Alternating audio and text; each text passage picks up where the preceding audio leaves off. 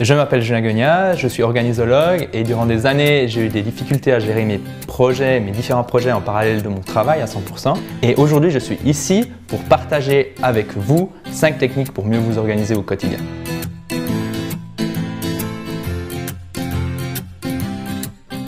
Vous voulez dire quand vous avez l'impression que vous êtes face à une montagne de travail et que vous ne savez pas exactement par où commencer?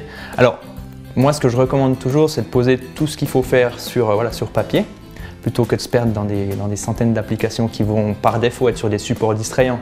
Par exemple, on connaît tous, on teste une application, on inscrit ses tâches, après on termine sur Facebook ou sur sa boîte mail sans s'en apercevoir.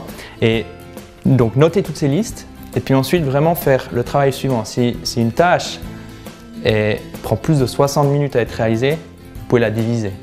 Par exemple, si vous devez écrire un rapport, vous allez premièrement poser vos idées, faire le plan du rapport.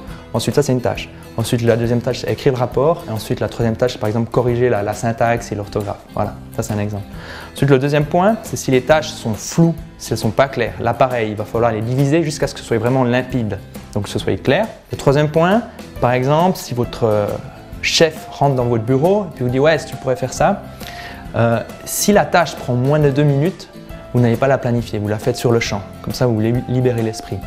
Et par contre, si vous avez une multitude de petites tâches, vous allez les regrouper en blocs et vous allez vraiment les faire à la suite, mais dans la même période de temps. Voilà.